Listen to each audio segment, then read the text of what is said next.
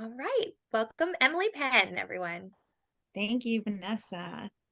Okay, everybody, and I'm going to share my screen now.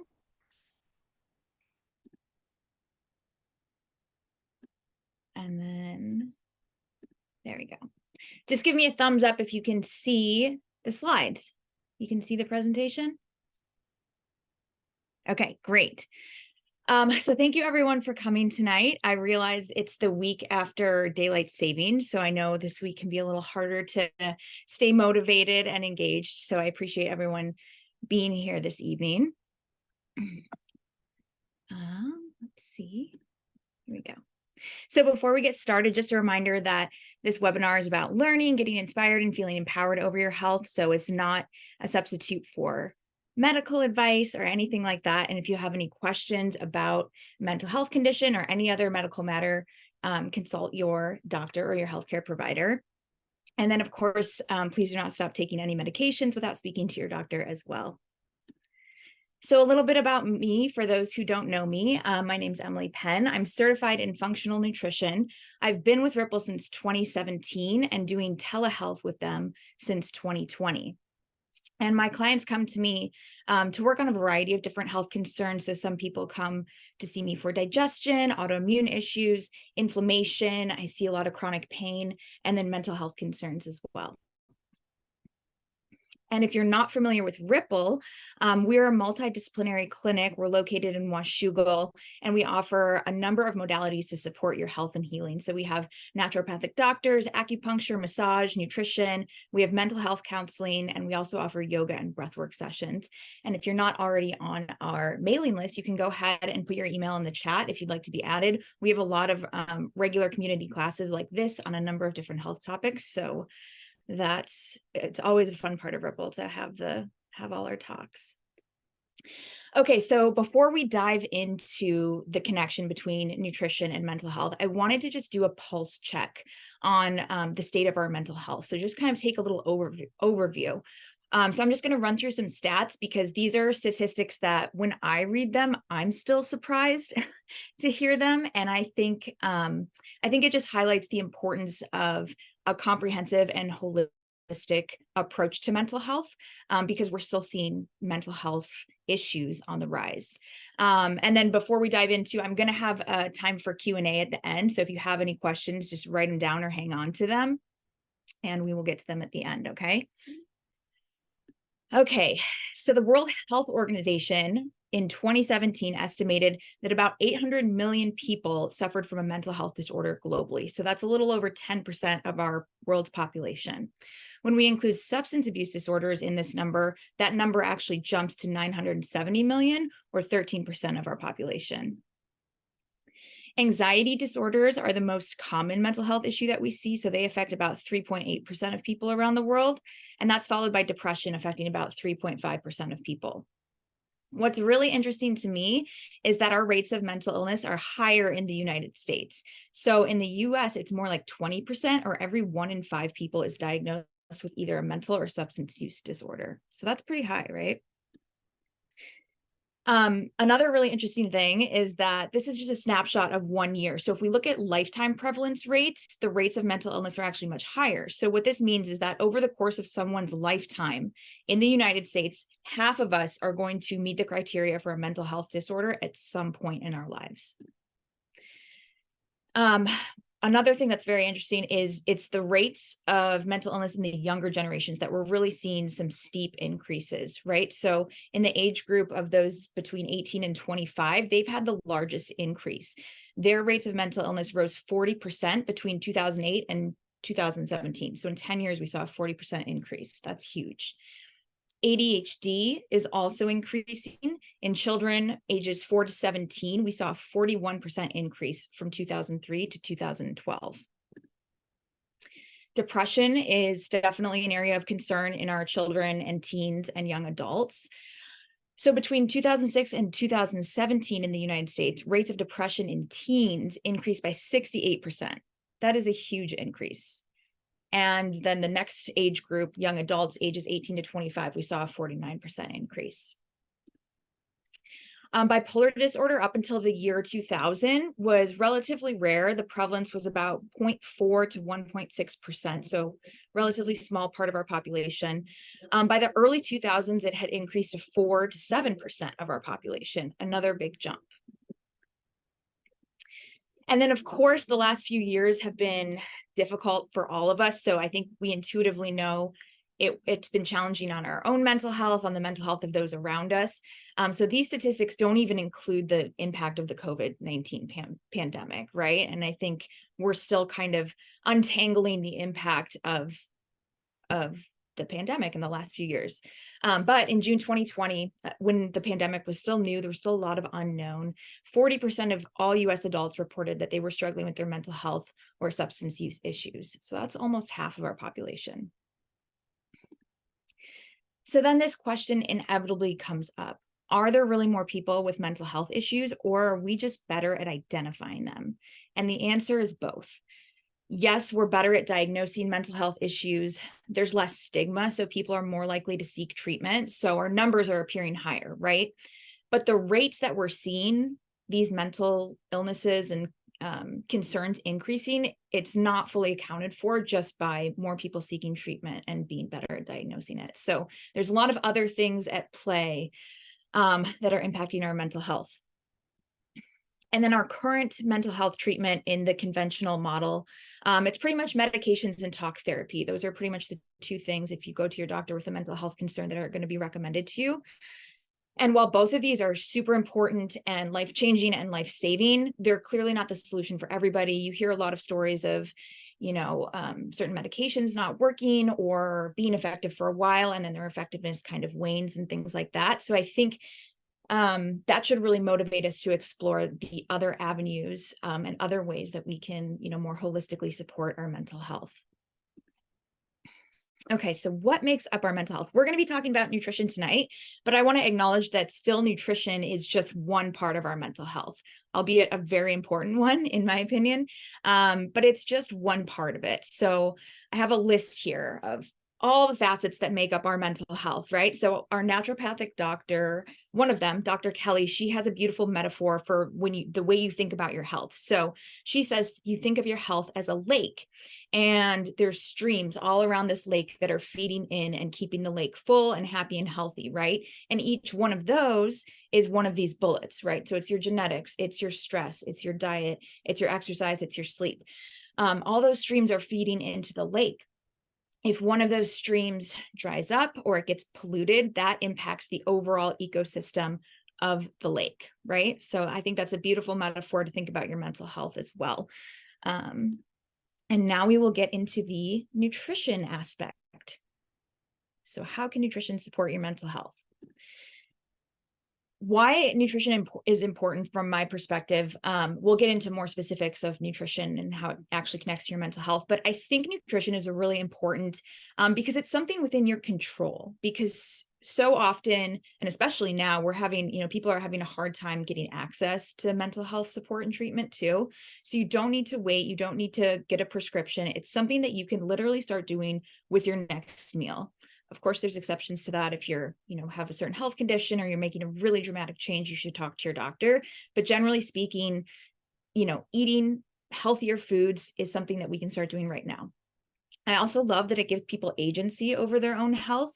So a lot of times we kind of, tend to outsource to the authorities and everything like that. And of course, that's useful, but also it's really helpful on any healing journey if you feel like you have some agency over your own health, and changing what you eat and making those sorts of changes can be really empowering for people. Nutrition is also important because I think it gives us a really solid foundation. I think a lot of us are starting below baseline. We're stressed out, we're underslept, we're undernourished. And so when we're starting from there, stressors, we're just more susceptible to any disease, whether that's the common cold, whether that's depression. We're more susceptible when we're not as resilient. So by building up your resilience through nutrition, you're giving yourself a really solid foundation. So I love to think of it like that. And then I'll touch on this a little bit more in detail later, but also other interventions for mental health are less likely to be effective if we don't have that solid foundation. And then, of course, with nutrition, usually there's a ripple effect. We usually experience benefits in other areas, right? So for example, when someone changes their diet because they want to lose weight, they usually end up sleeping better and feeling better and, being more clear-headed and things like that. So there's a ripple effect with nutrition too, which I love. Okay, so the first thing that we're going to talk about is blood sugar and how that relates to your mental health. And if you've been to my other presentations on foundations of healthy eating, you'll notice that a lot of these points are very similar. And that is by design, because it's typically the things that are supporting our physical health that also support our mental health. But I think a lot of times in our kind of more modern medicine, we divorce the two, right? We think mind and body are totally separate, but they're actually very connected. And that's also the topic of a book that I used a lot for this presentation, and I'll share that with you guys at the end, but it's by Christopher Palmer. He's an assistant professor of psychiatry, and it's his whole theory that metabolic dysfunction is basically mental health dysfunction, and how the same pathways where people develop metabolic disease is also, they're the same pathways where people develop mental health concerns as well. Okay. So blood sugar, we'll just do a little blood sugar 101 for anybody who's not familiar with exactly how it works. But basically, we have 3 macronutrients, and we're all familiar with those, right? We have protein, we have fat, we have carbohydrates. Proteins and fats don't require a blood sugar response from our body because they don't have any sugar or carbohydrates in them. Carbohydrates are going to require a blood sugar a response from our body. So whether that's a potato or some other starchy vegetable or a piece of candy, that's going to require, it breaks down its glucose in our body. It requires the insulin to come and take the glucose to where it needs to go, whether it needs to be used for energy or stored for later. That's kind of how blood sugar works. We feel our best and we're our healthiest when blood sugar levels are relatively stable, right? We can have little waves and they come down, and little waves, and that's okay. When we start to see trouble and start to feel bad is when we have a spike followed by a dip. So I included a graphic here on the screen just so that you could visually kind of see what that looks like. So on the top chart, we have a bagel with cream cheese and orange juice for breakfast. Delicious, right? But it's heavy in carbohydrates and it's heavy in sugar, and there's no real source of fat or protein to kind of balance it out, right? So you'll see we have that spike just up into the red zone. And then about an hour after eating, we'll have that drop. But our blood sugar doesn't just go back to baseline, it actually goes below baseline. And that's if you've ever felt hangry, shaky, anxious, anything like that, you're likely having a blood sugar dip. That's what's been going on. Whereas, we have an omelet with ham and mozzarella cheese below, you eat that is mostly protein and fat, right? So we're not having much of a blood sugar response. You can see the blood sugar level hovers right around that baseline area. So that means an hour, 2, even 3 after you're eating, you're feeling good, you're feeling energized, satiated, you're not having cravings, you don't have brain fog, you're feeling focused. So keeping blood sugar stable is important not only for our overall health, but for our mental health too. So those blood sugar crashes, when we dip below baseline, that can mimic the feelings of anxiety, feeling shaky, lightheaded, brain foggy, and anxious. And when we are on this blood sugar roller coaster, because a lot of times what happens, let's say we start out with that bagel and orange juice for breakfast, we have the spike, we come down. When we're down, that's when we crave carbohydrates and sugar again. So then we go for a coffee and a pastry. And then a few hours later, we're like, oh my gosh, I need something else. And you're kind of just trying to always bring your energy levels back up, but then you're going too high and coming back down again. So that makes us feel unstable emotionally, and it also impacts our energy levels. And simple carbohydrates and sugar are especially hard on our blood sugar levels. So we will also note, we will get to more action items of how you can apply all of these aspects to your life too. Some research on the connection between type 2 diabetes and depression. It's really interesting because it seems to be a two-way street. So people who are diagnosed with depression are 60% more likely to develop diabetes, and people with diabetes are 2 to 3 times more likely to develop major depression. And what's also very interesting is when they do get depressed, it seems to last longer, about 4 times longer than it does in those without diabetes. Teens with diabetes are more likely to suffer from a mood disorder, attempt suicide, visit a psychiatrist, or develop any psychiatric disorder. So there's some research there really highlighting the connection between blood sugar and our mental health. Next up is inflammation. You've probably heard of inflammation. We know now it's at the root of almost every chronic disease and health ailment in our modern environment.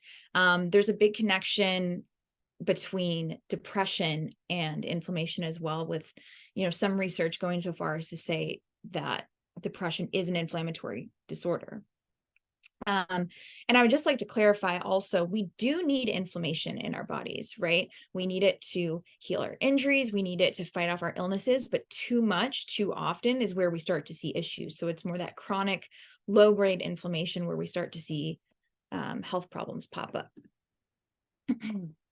So autoimmune disorders are a really good example of where our inflammation levels are high. And it's also the connection between mental health there. So those with autoimmune disease are more likely to experience anxiety, depression, psychosis, and cognitive dysfunction. So there's a big connection between mental health and autoimmune disorders, which is an inflammatory driven condition, right? So this is pretty common actually, where someone will be diagnosed with anxiety or depression, and it turns out they have an autoimmune disorder. And when they actually address the autoimmune disorder, then those psychiatric symptoms improve as well. So studies have shown that chronic exposure to inflammation can drive changes in our neurotransmitters and the neurocircuit, so basically the circuitry of our brain, and that can lead to depressive symptoms. And this is also interesting. Inflammation can interfere with the efficacy of antidepressants. So that's a little bit of a catch-22, right? Because if depression is an inflammatory disorder, but then that inflammation is interfering with the very thing that's supposed to treat it, that's where we're like, okay, what's going to really help it then? So, using your diet to impact your inflammation can be helpful for your mental health, but then also for the interventions that you're using to support your mental health. Okay, and here is an example relating to sugar. So a 2019 meta-analysis found that drinking sugar-sweetened beverages put people at a higher risk of depression. So in the group that had a 12-ounce can of soda per day, it increased their risk of depression by 5%. That's pretty modest, right? But 2.5 cans of soda per day, that risk jumps up to 25%. And that's a significant increase. So why exactly is that happening? Our bodies need glucose to, for energy and to function and things like that. But when we have too much, that's when we start to see issues. So it's like when our, the glucose is getting used for our energy, and then the extra gets stored in our muscles and in our liver. And then when we give our body more than that can cause inflammation, because there's not really anywhere for that extra sugar to go. And flooding the brain with too much sugar can result in inflammation in the brain. When it comes to our food, it's the ultra processed foods, it's the fast food, it's the restaurant food that's more likely to contain the ingredients that can potentially drive inflammation. So we'll get into more of exactly what those ingredients look like, but just keep that in mind. And when I say ultra processed food, for anyone who's not heard that term or wondering what that means, it's the kind of food where if you pick it up and you read the ingredients, you're not really familiar with what they are in terms of actual food. And if you were to go try and recreate the recipe in your kitchen, you wouldn't be able to do it because you don't have all these random ingredients that you don't know how to pronounce or don't know what they are. Okay, gut health, another big one. So a lot of us are familiar with gut health in terms of our health, right? You've heard you need to take care of your gut and everything like that. Not as many people know that the gut has many functions when it comes to our mental health. So it modulates inflammation, which, as we just discussed, plays a big role in mental health, right? 95% of our serotonin, which is that feel-good hormone, is made in the gut, neurotransmitter. 70% of our immune system is in the gut. So that, again, affects inflammation, autoimmune disease, things like that. And our gut is also where nutrient absorption happens. So we'll get to nutrient deficiencies next. But if your gut is in not a great place, if there's inflammation and you've got some gut stuff going on, you're not going to as effectively absorb the nutrients from your food. So when it comes to the gut, the important things that we're really looking at are probiotics and prebiotics. So probiotics are the beneficial bacteria that we need in our gut to thrive, and we need a lot of it, and we need a wide variety of it. So our body really likes variety. So having a lot of different types of probiotics in our gut is really beneficial to our health. And then prebiotics are what the probiotic is, basically the food for the probiotics. So it's that they can continue to live and take up residence in your gut. Leaky gut is also known as intestinal permeability. And that's basically when the lining of our gut starts to lose its discrepancy on what is allowed to pass from our gut into our bloodstream. So we have a single layer of cells, and they selectively open and close to let nutrients into our bloodstream. When they start to lose their ability to discern what's supposed to be in and out, that's when we start to see issues. So proteins from food will make their way into our bloodstream, and that can trigger an autoimmune response. So taking care of our gut lining and making sure that those junctions are nice and tight is a really important part of gut health. And then inflammation, of course, because inflammation in the gut, obviously, that makes us feel bad. It usually leads to digestive symptoms. So you can have constipation, diarrhea, bloating, things like that. But it also then affects, our probiotic levels, the leaky gut, all of that. So as far as research, the gut is still a new area, relatively new area of study, and we're still learning about it, and specifically how different types of bacteria and probiotics can support our mental health. But here's an example of, how they might be able to do just that. So in a 2010 study, there were two groups. One was assigned a daily probiotic supplement for a month, and one was assigned a placebo. And those that were in the probiotic group reported less depression and also lower levels of cortisol, which suggests that the probiotics were able to help with the depression. And then also their bodies were feeling less stressed. Lactobacillus, which is a strain of chin in rats and humans. So that's very interesting as well. There are a lot of ingredients in our modern food supply, I should say, that can impact our gut health. So these are things like artificial sweeteners, thickeners, gums. There's a lot of different additives and preservatives, and we're finding out more and more that our gut doesn't love them, basically. And it'll vary from person to person. Everybody's different. It's going to depend on a lot of different things with your personal health. So some people might be able to tolerate them okay, but some people, they might really affect their gut. So for an example, a 2018 study showed that sucralose, which is an artificial sweetener, which is in a lot of foods, and even in not necessarily obviously unhealthy foods, sometimes even the healthy foods will have the sucralose in it. But it's been shown to alter our gut bacteria in mice and increase a type of bacteria that other studies have shown is increased in those with depression. So that's one example there. Okay, now we're going to look at nutrient deficiencies, which are becoming more and more common for a number of different reasons. For one of them being, we're depleting our soil with modern farming practices and our monocropping methods. There are minerals in the soil, and when we repeatedly farm on them, we deplete the soil of nutrients. So over time, the soil is just less rich in minerals and nutrients, and that translates to our food. We also have our standard American diet, our SAD diet, which is full with more and more processed foods, which many of the nutrients are removed, or they just don't have a lot of nutrients to begin with. And these kinds of foods make up the majority of a lot of people's diets. So we're just not eating as nutrient densely as we have in the past. And then also stress depletes nutrients, and we're living in a really stressful time. And, when I say stress, obviously there's the psychological, emotional stress, but then there's the stressors on our body too, like a lack of sleep and traffic and emails and things like that. So there's all these things that impact our stress, and those can deplete nutrients. Okay.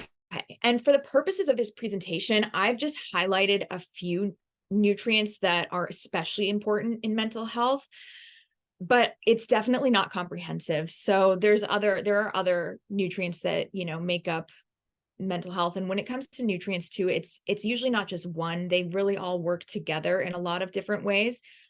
But I just wanted to highlight some of the most common ones and some that have the most impact on our mental health.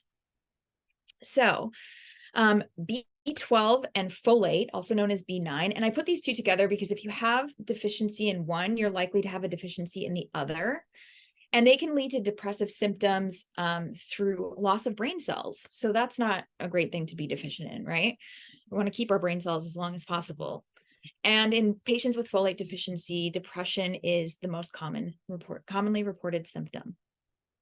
Vitamin D, I'm sure we're all familiar with this, right? We're entering that time of year where we're short on daylight. We have the seasonal affective disorder. So we know the connection between vitamin D and our mental health. And there's a lot of research to back this up too. So adults with depression and anxiety tend to have lower blood levels of vitamin D. Omega-3s. So these are a fatty acid. You've probably heard of them. They're in things like salmon and sardines and tuna and things like that. Low levels are associated with an increased risk of psychiatric disorders. And there is some research behind them, with the greatest amount of positive research being for depression and for ADHD support as well.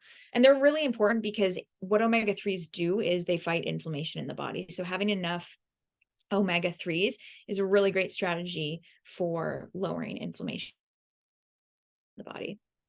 Magnesium is a really important mineral. It's got a ton of functions in the body. When it comes to mental health, it helps to keep us calm. It helps to keep us relaxed. And a deficiency has been associated with higher anxiety levels and higher depression.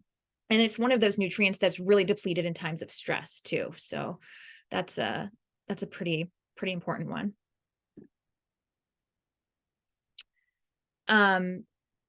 Iron, a common deficiency, particularly in women. So low levels are linked to depression. If you've ever had iron deficiency, you know that you feel really tired, lethargic, and you might be experiencing symptoms of depression as well. So it's got a role in supporting neurons and chemical pathways that are involved in our mood. So that's why iron is important.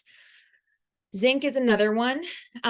Its deficiency is linked with a higher risk of depression. And interestingly, this is what's interesting about all these nutrients too, is they're very interconnected to each other and to these different aspects of our health.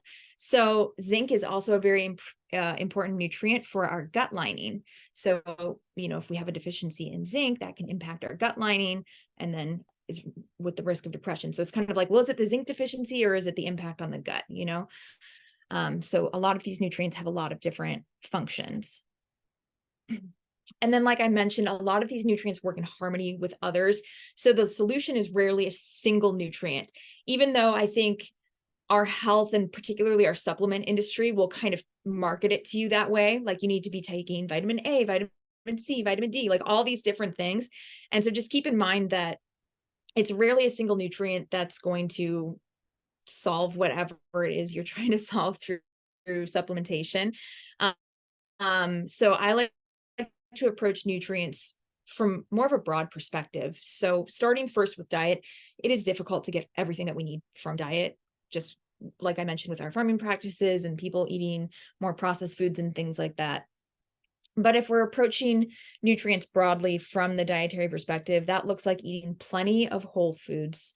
So, fruits, vegetables, nuts, seeds, animal proteins, things like that. A wide variety of foods, because a lot of us get stuck eating like the same 10 foods every week, right? And our body really likes variety. And that's another way to just help protect against nutrient deficiencies, is by eating a wide variety of foods. And then also working on our gut health so that when we do eat really healthy foods, we're able to actually absorb the nutrients that are in them. That being said, supplementation definitely can be helpful. And that is something that you should always check in with your doctor about too, because there's some of these nutrients that, you would want to test before supplementing with, like iron, for example, because too much iron is actually not good either. And then last thing that I want to mention is our relationship with food, because it's not directly related to nutrition, right? But it's really important because even for obviously people who have eating disorders struggle with their relationship with food. But a lot of us have more just complicated, dysfunctional, or difficult relationship with food. particularly women. So we might feel a lot of stress around food. We might feel feelings like guilt or shame, and this negatively impacts our mental health, because if we're eating a few times a day and we're having these feelings of guilt, shame, and stress around eating, that's not great for our mental health, right? So it's one of those things that I think we often don't address it until we're forced to in some way, but I think it's really beneficial. And that's something that I work with my clients on too, is really looking at the food relationship. I think that's a really important aspect of this that doesn't get talked about a lot. Okay. Now I want to go over some tests that you can run, or rather get your doctor to run, for mental health insight. And the most important one, I think, is a complete thyroid panel. And it's always so interesting to me that we don't talk about thyroid health more, because our thyroid impacts every single cell in our body and how we feel and our overall sense of well-being.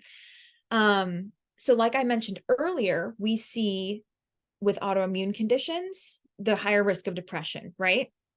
And hypothyroidism is also associated with depression and anxiety. And it just so happens that, depending on your source and where you look, up to 97% of hypothyroidism is actually autoimmune driven. And that's a condition called Hashimoto's, which is becoming more and more common, again, especially in women. But rates of hypothyroidism and therefore Hashimoto's are rising a lot. So we're seeing this more and more. And it's not unheard of for people to, go in, be diagnosed with depression or an anxiety disorder, and then later find out that they actually have thyroid antibodies and they're actually dealing with autoimmune driven type of hypothyroidism.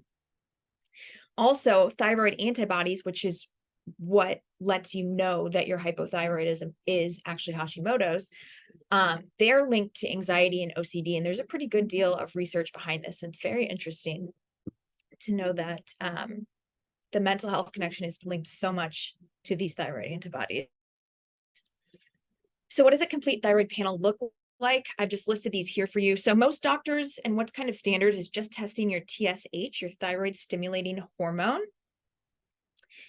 And it doesn't give us total insight into what's going on with your thyroid, right? It's just one part of it. So that's why I would also recommend asking for a free T4 and free T3 test. So your free T4 has to convert to free T3, which is your active thyroid hormone. So if you're having poor conversion, for example, you could have a normal TSH, but you might still have symptoms and not feel well, right?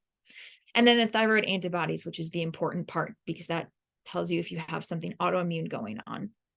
And another interesting thing is that we can have normal TSH levels for years, for like 10 to 15 years before we even start, while we have thyroid antibodies. So if you just are testing your TSH and you're not testing the thyroid antibodies, you could have those antibodies for a long time before you even come up on something abnormal. That's why the complete panel is important.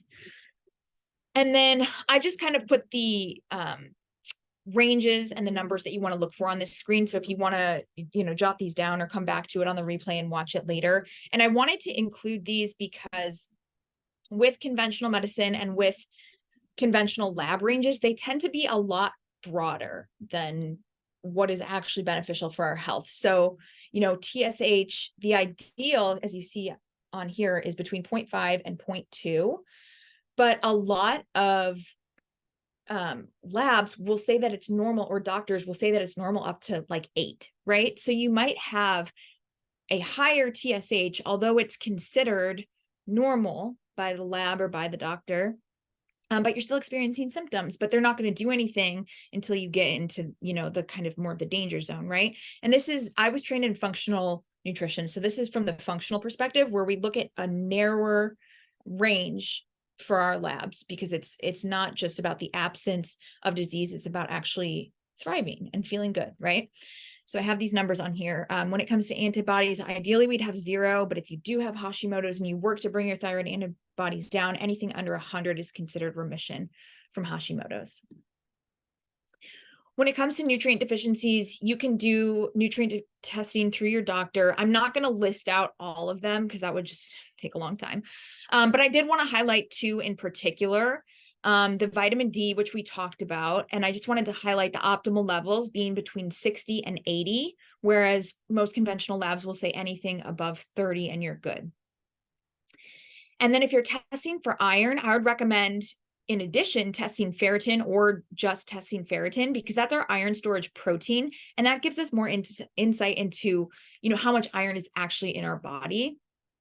And this is one where the range is so wide. So the conventional range is between 12 and 150, right? That's a huge range. So I've actually had a patient that had ferritin levels at 16, but that was considered normal, but she's still tired all the time and not feeling good. So actually the ideal range for your thyroid support is between 90 and 110. So again, a little bit more narrow, and that's where you're going to feel good and thriving. And lower than that, you might still feel tired, depressed, etc. Digging a little deeper. So these are some other tests that you can run for just additional insight. So the GI map is gut testing. It's telling you, what kind of bacteria do you have in your gut? Do you have any gut infections? So that can be really useful. Hormone testing, like the Dutch test, can be helpful for looking at sex hormone levels and cortisol levels. CRP, this is a marker of inflammation. Your regular doctor, you might get this on your standard blood work, or your regular doctor can run it for you. And so that can be really helpful in just kind of checking in on your inflammation levels. And then food sensitivity testing can be helpful as well, because if we do have food sensitivities and we're eating them regularly, that can really impact our gut health. The food sensitivity, hormone testing, and GI map, that's a really great opportunity to work with one of our naturopathic doctors. They would be able to run those tests for you. Those are likely not something that, a regular doctor would be able to run for you. But even without testing, so if you don't have the time, the resources, etc., to get all that testing, dietary interventions can still be helpful. And so now we will get to the action steps of what you can do now to support your mental health with food. Okay. We actually didn't talk about this one yet, but I wanted to start here because caffeine. Please check in with your caffeine consumption, because a lot of people are unconsciously driving their anxiety by simply consuming too much caffeine. And sometimes people don't make the connection. So just check in with, how much are you really drinking? Are you drinking an actual cup, or are you drinking a big cup that's actually 2 to 3 cups of coffee? And then you're having 2 of those a day. So you're actually having 6 cups of coffee. So my recommendation, check in, be honest about your caffeine consumption. 1 to 2 cups of coffee per day are usually okay for most people. And then to further support anxiety and mood, I would recommend drinking your coffee with or after your breakfast. So a lot of us wake up, first thing we do is go to the coffee maker and have a cup of coffee on an empty stomach, right? And that's pretty harsh on our whole system, and that can drive feelings of anxiety. So if you haven't already done this, experiment with having your coffee with or after breakfast and just see how it impacts your mood and your energy levels. And then stop drinking caffeine by noon so that you can have a night of full and restful sleep. When it comes to the blood sugar balance, biggest thing you can do is start reducing your intake of the ultra processed foods and the refined carbohydrates. So that's like the white bread, cookies, cakes, crackers, chips, things like that. At every meal, prioritize a source of protein, a source of healthy fat, and a source of fiber. So, if you were, for example, if you had some eggs and avocado for breakfast, you've got protein and fat from the eggs, and you've got fat and fiber from the avocado. That's a really great example of a blood sugar balancing meal. You could throw some other veggies in there. That'll be blood sugar balancing. And then avoid eating carbohydrates on their own. So always pair them with a source of protein or fat. So for example, if you're going to have a banana in the morning, could you pair that with some peanut butter or a handful of almonds or something else? And that'll help counteract the blood sugar effect. Okay, when it comes to inflammation, and you're going to see this recommendation a lot, reducing the ultra processed food and also reducing your sugar consumption, because as we saw in that study that I mentioned, too much sugar drives inflammation in the brain, and then that impacts our mental health. Increase your intake of vegetables, fruits, spices, and herbs. These are rich in antioxidants and other things that help support a healthy inflammatory response in the body. And some of my favorite foods that are known for their high antioxidant content and known for their ability to support mental health, actually, blueberries, turmeric, ginger, salmon, green tea, and dark leafy greens. And I love to throw this in whenever I can about the dark leafy greens. There was a study done that showed that just eating 1 cup of dark leafy greens a day was able to slow cognitive decline and support healthy brains. So in the group that ate leafy greens daily versus the group that didn't, the group that ate the leafy greens had brains that looked 11 years younger than the people who did not eat the daily leafy greens. So I think that's just such a simple thing. And that study is so compelling and motivating to just eat a cup of leafy greens every day. Okay. And then when it comes to gut health, eating probiotic foods, so that's, yogurt, sauerkraut, kimchi, kefir, eating these daily and regularly. And the more that you do that, the more support you're giving your gut. Obviously, we don't want to go overboard. Don't eat a cup of sauerkraut or anything, but a tablespoon or so with meals, some yogurt, etc. That'll make your gut really happy. Eating a wide variety of plant foods and fiber. So we mentioned eating a variety of foods to support nutrients and avoid nutrient deficiencies, but it's also important for our gut because all the good bacteria has their preferences, and that really helps the gut bacteria thrive. Other gut supportive foods that you can consume are bone broth, turmeric, and ginger. And then again, reduce your ultra processed food intake because they contain those things that can disrupt our gut, like artificial sweeteners, gums, thickeners, things like that. And additional mental health support strategies. So in addition to nutrition, I would ask you to look at this list too and consider these things. And interestingly enough, a lot of these things impact what we talked about tonight and impact our ability to make good decisions around nutrition. So, looking at sleep and exercise, alcohol, how often are you getting outside? Are you staying hydrated and drinking enough water? Are you managing your stress? And, are your relationships and community and support feeling good for you too? Thank you so much for being here tonight. I know mental health is really complex, but I really truly believe that supporting your body through nutrition is one of the most foundational pieces in addressing mental health. And in our current climate where we're just seeing increased rates of, mental health disorders, and we just need more strategies for support. And this is one that, you can start doing today. Just minor shifts in our eating habits and patterns can be really impactful on how we feel. So if you're interested in learning more about what I do, or if I can help with a specific health condition, I do free 15-minute consults. So you can always call Ripple and we will get one of those set up. I'd be happy to answer any questions for you. And then I offer 2 packages, a longer term one where we have a kind of ongoing consultations where we continue to meet, and then a shorter one if you just need a little tune-up or want to just connect about a specific topic. This is our last class for 2023, and stay tuned for our announcements for 2024. We'll have a breathwork circle with Emily Olson, foundations of healthy eating with me. If you want to dive deeper into, healthy eating and how to do that, that'll be a good one. And a class on cognition and brain health with one of our naturopaths, Dr. Cox.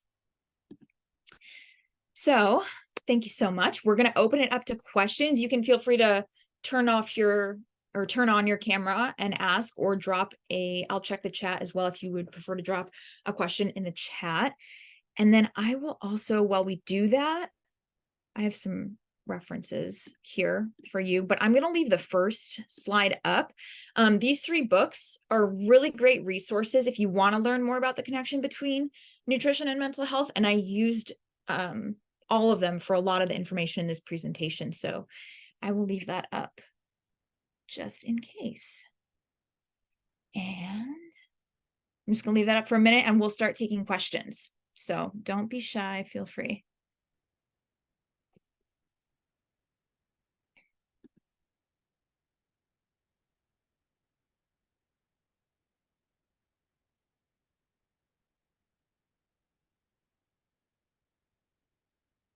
Okay, I think I have some in the chat. Okay, someone just got the This Is Your Brain on Food book. Very exciting. Let me go here. How to select good supplements. That's a really great question because the supplement industry is largely unregulated. So Thorne is one of my favorite brands. They make really high quality supplements. They do really good testing. So that's kind of my go-to for a high quality supplement option. Pure Encapsulations and Integrative Therapeutics are two other great brands. And you can always check in with your doctor too about supplement recommendations. But those are kind of the top 3 brands I'd recommend in terms of quality. Okay. Oh, we have some people who've used Thorne before.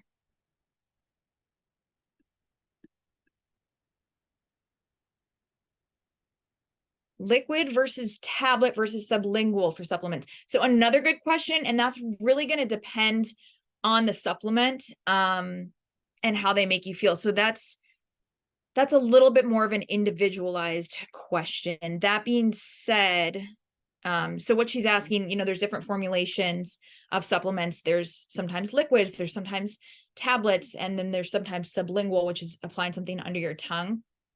And that's a little bit more of a personalized question. It's going to be what works for you. Generally speaking, though, if your body doesn't have to break a pill down, that's usually results in higher absorption. But then again, there are some instances where with a probiotic, for example, where you want the probiotic to stay encapsulated till it gets where it needs to go in your gut. So that's going to kind of depend on the supplement. Okay, so to repeat the 3 brands of the supplements: Thorne, THORNE, Pure Encapsulations is the other one, and then the third one is Integrative Therapeutics. And Ripple carries a lot of Thorne products too. So if you are looking for something from Thorne, you might want to check out Ripple first. And someone asked to go back to the inflammation slide. I had a few slides on inflammation. So is there a particular one you're looking for, or a specific question that you're hoping to have answered?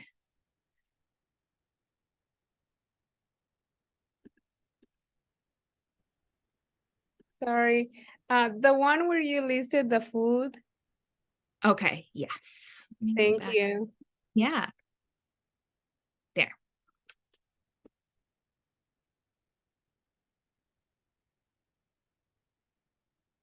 Okay, anybody else?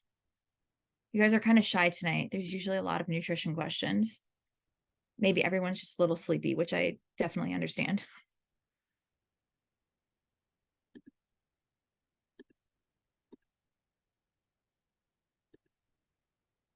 Okay. Oh, and Camas Public Library says that all of the suggested books that were on that resources screen are available at the library, so you can check them out, which is awesome. Love that. All right, I'm going to give a couple more minutes for people to think of questions. But if there are no other questions, then we will wrap it up.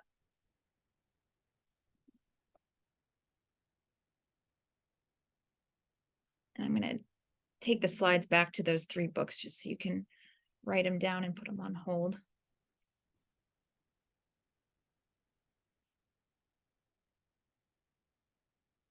Thanks, Melissa. Appreciate it. Best foods for omega-3s. So wild-caught salmon has a very high and bioavailable omega-3 content. So love that. But basically any fatty fish. So sardines, a lot of people don't like the taste, but they're a really great source of omega-3s. And then even tuna is a good source of omega-3s as well. And those are pretty common and available. Oh, and then one more announcement, a menopause class. I forgot to mention this, I'm sorry.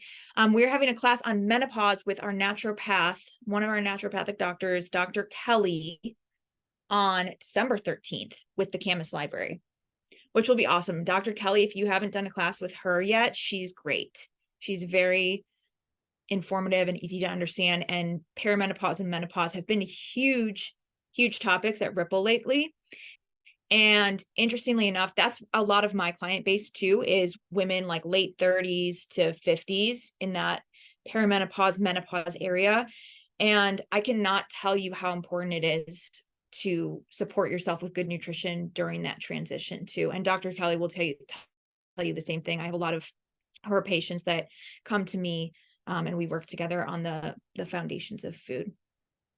Okay. So someone says, I like to eat oatmeal. Does it having fiber help with the blood sugar spikes? Blood sugar is beneficial, or excuse me, fiber is beneficial for sure. But in terms of blood sugar in that context, because there are so many carbohydrates in the oatmeal, it does not really help with the blood sugar spike. So the oatmeal, you're still going to have a big blood sugar spike. So for oatmeal, I suggest eating it with a source of protein and a source of healthy fats. So maybe having it alongside some eggs or some sausage, or even adding a scoop of protein powder to the oatmeal would help make that more blood sugar balanced. Yes, and oat milk is not great for the blood sugar either, unfortunately. It's got a great mouthfeel, and I know everyone loves it, but it's, in terms of non-dairy milks, it's one of the harder ones on our blood sugar. Let's see, any forms of natural sweetener that are better than cane sugar. So honey, agave, monk fruit, etc.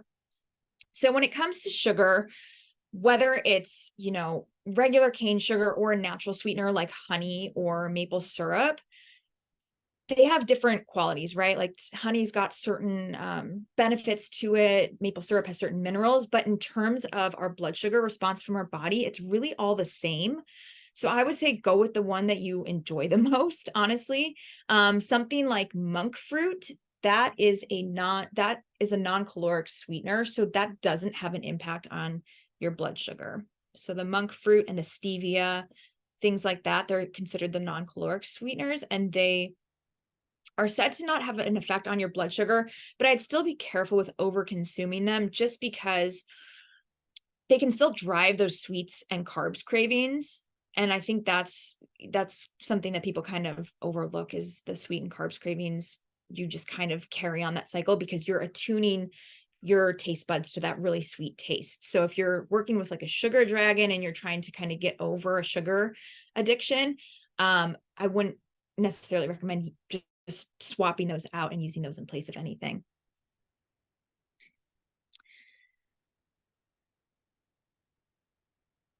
Okay, let's see. Someone asked about oil choices and the importance of making good choices before we start cooking. That's a really good point. And I did originally, this presentation was much longer when I first started out, and I had to cut it down a lot for time. And I did originally have some information about oils, and that is because, and I'm going to assume here, you can correct me if I'm wrong, but I'm assuming you're talking about vegetable oils. So oils like canola oils, cottonseed, soybean, sunflower, safflower, etc. Those kinds of oils. The problem with those, there's a lot of potential problems, and there's a lot of debate around this too. So some people are like, the seed oils are the absolute worst thing to ever happen to us. They cause all of our health problems. And then on the other side, you say, people are like, no, it's fine, we're good. So I'm going to just highlight the biggest potential issue with those seed oils is that they're high in omega-6 fatty acids. So we talked about omega-3 fatty acids, right? And those are really good for inflammation. And then we have omega-6 fatty acids, and we need both, but we need them in a ratio of about 2 to 1, omega-6 to omega-3. But because there's so many seed oils in our processed foods, that's mostly where they show up, in processed foods. We're frying in them at restaurants, etc. That ratio for most people looks more like 15 to 1. So we just have too many omega-6s in comparison to the omega-3s, and seed oils are definitely a source of that. So that's a really good point. And then, there's potential issues with the way it's processed, and then the oils being oxidized, and then that driving inflammation in the body. Good point. Seed oils are everywhere at Trader Joe's. You need to read the labels there. And it's a really good point. They're in a lot. And here's the thing, they're in a lot of healthy foods too. A lot of healthy foods, you'll see like high oleic sunflower seed oil. So, for cooking at home, I recommend the avocado oil. Olive oil for salad dressings and lower heat cooking. Some people cook with it in higher heat. And there's a little bit of debate around that too. Coconut oil for baking.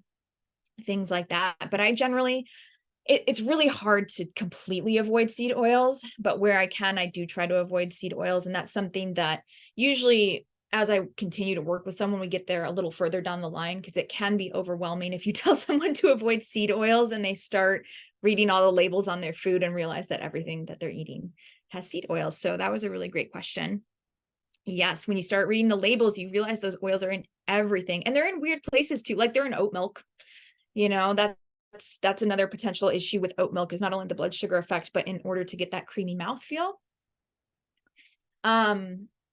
you got to have something. There's no fat in oats, right? So they add a little bit of fat, usually in the form of, I think they use the rapeseed oil is what they use.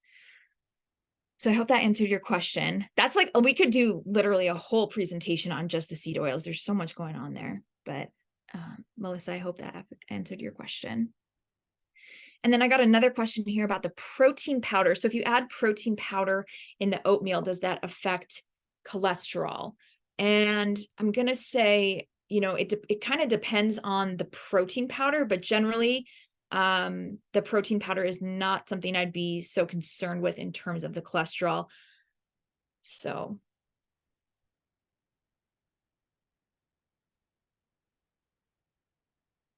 thank you, Emily Elson. Yes, I have great blood sugar balancing ideas and recipes on my Instagram, which you can find through Ripple's Instagram. Organic sesame oil. Someone asked about organic sesame oil. I use that from time to time just because it provides such good flavor. From my understanding, it's not as problematic as the more, what would you call them? Just more common vegetable oil. Sesame oil is not really produced in the same way. All those other oils are really like mass produced. I think the sesame oil tends to be more smallly produced, and you don't really see it in a lot of processed foods necessarily. Like I'll use it when I'm cooking kind of like an Asian style food to impart that sesame flavor. Okay, we've got just a couple more minutes before we sign off. So any last minute questions? Here, I'll stop the screen share there so we can all see each other. All right, well, if there are no, number one holiday tip. That's a really good question.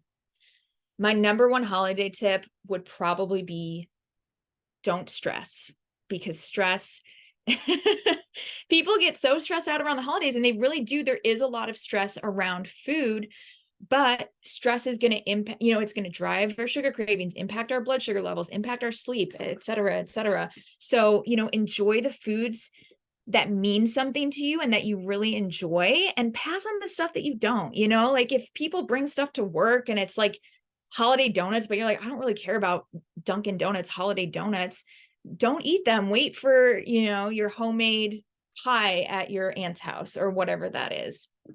And I would just say, as long as you're continuing to really focus on a nutrient dense diet just in your day-to-day life, then enjoying all the treats that the holidays have to offer should be no problem.